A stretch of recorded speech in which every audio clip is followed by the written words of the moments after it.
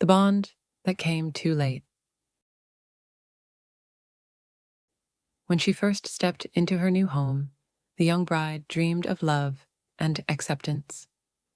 Instead, she found endless work.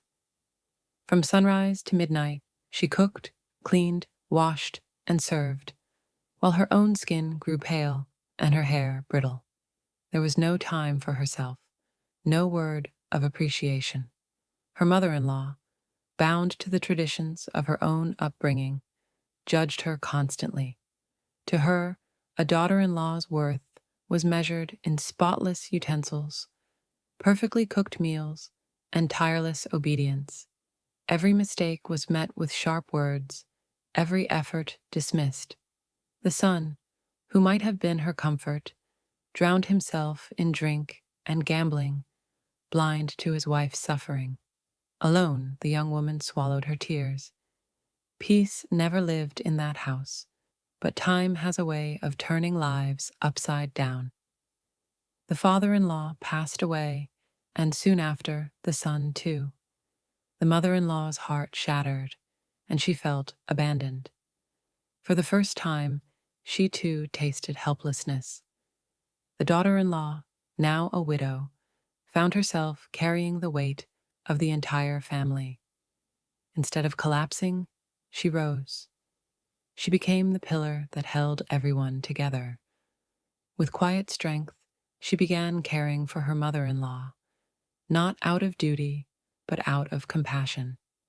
Every morning she held her trembling hand, guiding her gently on walks so she would not fall. She bathed her, fed her, and placed her softly on the bed as though she were a child again. Neighbors watched in awe, unable to believe that the same woman who once endured so much cruelty now served her tormentor with such tenderness. The old mother-in-law, lying in bed, would often watch her daughter-in-law and feel her eyes burn with tears of guilt. She had wronged her, yet here she was, offering nothing but love. Slowly, affection bloomed where bitterness once lived. One evening, sensing her end was near, the old woman called her close. With trembling hands, she pointed to the wooden almirah. Inside lay her life's savings, jewelry and coins, saved over decades. She pressed them into her daughter-in-law's hands and whispered, "Everything I have is yours. Forgive me, and use it well." That night, she passed away peacefully. The daughter-in-law held the jewelry box against her chest and wept, not for the gold, not for the inheritance, but for the love and acceptance she had longed for all her life, which had come only at the very end. The moral of the story is, love and kindness can heal even the deepest wounds, but we must learn to value people before it is too late.